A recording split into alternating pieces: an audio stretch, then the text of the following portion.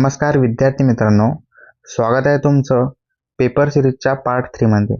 तर विद्यार्थी मित्रांनो, हा रिअल पेपर असणार आहे, याचा हा पार्ट 3 आहे। यामध्ये आपण प्रश्न क्रमांक 3 बघणार आहोत।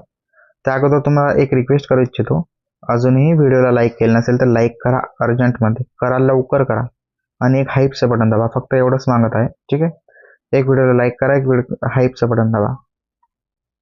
विद्यार्थी मित्रांनो, मी नेहमी तुम्हाला पेपरमध्ये हे सांगत असतो की रिअल पेपर आहे, हेच येणार। फक्त एक लाईक करा आणि एक हाईपचं बटन दाबा, म्हणजे जेणेकरून आम्ही पण मोटिवेट होतो।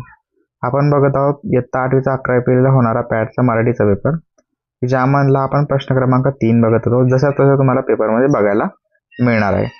तर बघा, प्रश्न क्रमांक 3 मध्ये तुम्हाला दिलेला आहे लेखी चाचणीवर प्रश्न आहे। प्रश्न क्रमांक 3, खालील परिच्छेद वाचा व त्याखाली दिलेल्या प्रश्नांची उत्तरे लिहा। अशा प्रकारचा प्रश्न तुम्हाला विचारला गेलेला आहे। एक मोठ्या स्टेशनवर गाडी थांबली, चांगली 15 मिनिटे थांबली। माझा डबा जवळजवळ शेवटचा असल्याने त्यात उतरायची जा झाली नाही, त्यामुळे स्टेशनवरील एक सुंदर दृश्याकडे माझे मन वेधले गेले। स्टेशनच्या आवारात एक सुंदर बग होती आणि तिच्या विविध बॅग होती आणि रंगांची झिनिया फुले उमलेली होती। लाल, पिवळी, केशरी, किरमिजी, पांढरी, जांभळी अशी फुले जगच्या जागी वाऱ्याने डुलत होती। रातदड्यांच्या वृक्ष पानांच्या झिनियाला इतकी सुंदर फुले कशी येतात, त्याचे मला नेहमी आश्चर्य वाटले।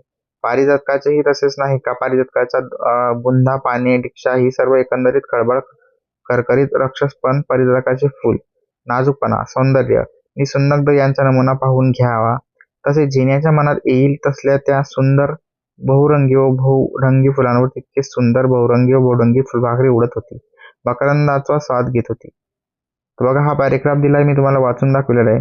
आता त्यावरती प्रश्न विचारला जाईल तुम्हाला। लेखकाला नेहमी कशाचे आश्चर्य वाटत होते ते लिहायचे। तर उत्तर आहे, लेखकाला नेहमी टपोऱ्या पानांच्या जोतात इवली फुले कशी येतात याचे लेखकाला नेहमी आश्चर्य वाटत होते। एका वाक्यात उत्तर आहे। 5 मार्कासाठी प्रश्न आहे, 5 प्रश्न दिले आहे। दुसरा प्रश्न आहे, परिच्छेदात कोवळ्या देठाला कोणता शब्द आला आहे? नाजूक हा शब्द आला आहे। प्रश्न क्रमांक 3 आहे, परिजातकाप्रमाणे नाजूक असणाऱ्या कोणत्याही 2 फुलांची नावे लिहायची तुम्हाला तुमच्या मनाने। नाजूक असणारे जाई, जुई, तसे तुम्ही गुलाब, मोगरा पण लिहू शकता। नाजूकच आहे फुलं, सॉरी मोगरा नाही ना, गुलाब, कमळ। प्रश्न क्रमांक ई दिला आहे, वरील परिच्छेदाच्या आधारे निसर्गातील घटक मानवी जीवनात आनंदी करतात, याविषयी तुमचे मत लिहायचे आहे। उत्तर लिहिलं आहे, निसर्गातील फुले, झाडे, पक्षी आणि हिरवळ यामुळे मन प्रसन्न होते, त्यांच्यामुळे वातावरण सुंदर व आनंददायी बनते, त्यामुळे मानवी जीवन आनंददायी होते। विद्यार्थी मित्रांनो, आजसाठी इथेच थांबूया। व्हिडिओला लाईक करा, चॅनलला सबस्क्राईब करा। ही सीरीज आपण कंटिन्यू करणार आहोत। भेटूया आपण नेक्स्ट व्हिडिओमध्ये। थँक्यू फॉर वॉचिंग दिस व्हिडिओ। Bye bye, take care.